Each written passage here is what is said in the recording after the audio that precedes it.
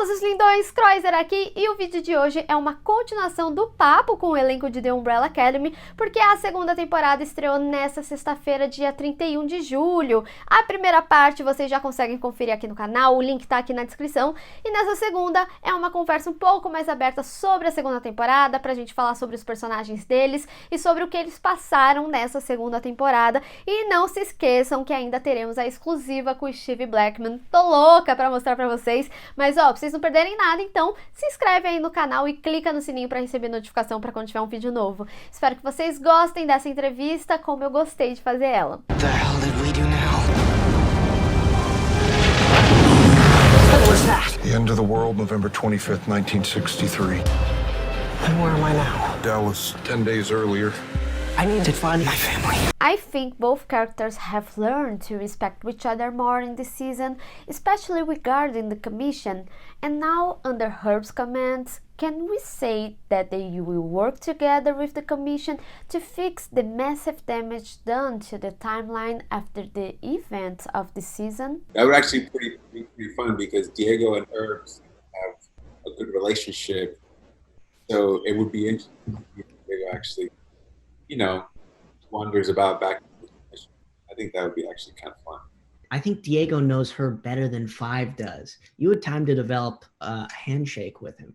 We thought it was going to get cut, but I've seen the episode. It's in. Yeah, I can't believe. Remember the day we were shooting it? It was like, this is going to be the stupidest It's going to thing. get cut. But it made it in. Just a curiosity, what was that brain made of? A pudding or something? You should ask Tom that. Well, look, That was very specific for Tom. Well, no, it was specific for everyone because everyone Not had their own. Yeah, you were one of the only ones who didn't have any dietary. I was like, I'll eat Jello brain all day. So I was like, I won't eat that, I won't eat that, and then obviously we had some vegans in the cast, and some people were allergic to certain things. Yeah. So it was this kind of amalgamation of a bunch of ingredients, but ended up being a lot of coconut oil, I think. Yeah, a lot. So it was of very coconut. greasy.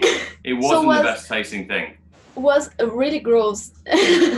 Yeah. We would like not really like we weren't like really eating it, you know. But then it was hard Uh-huh. too because you would take a bite and then you try to like store it in your cheek, but then it would start to melt. And so it would start to like liquefy in your mouth.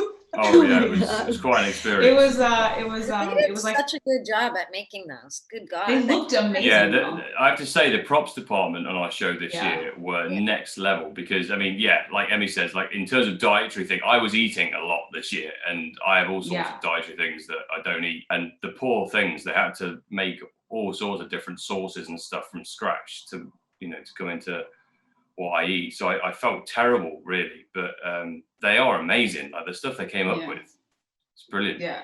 Could you talk a little about the relationship with the new characters you see in the context of the 60s and homophobia at the time? And yeah, so Vanya falls in love for the first time, and she falls in love with a woman named Sissy, played by the incredible Marin Ireland. And of course, they experience tremendous joy and beauty, but yes, also the obstacles that many faced in the 60s and still face today, of course. But yes, a time when it was, illegal and considered a mental illness. So that is, that's an issue that is definitely a part of the season. And I'm excited and grateful for the representation in the show. Yeah.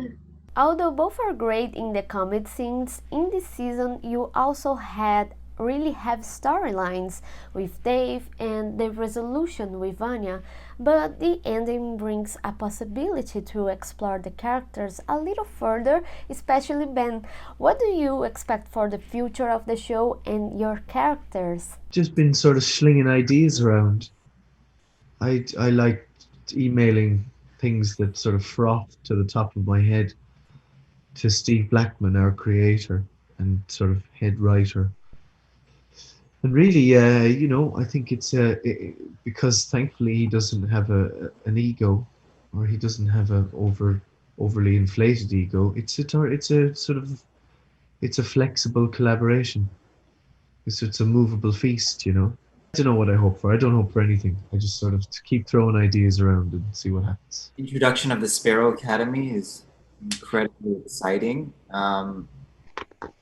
Sort of going to be the first time where the Umbrella Academy sort of meets their match in a way with the the other kids that were born on that fateful day.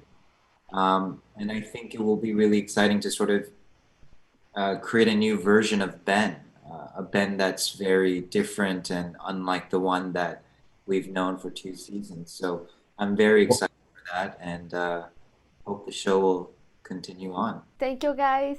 Nice one.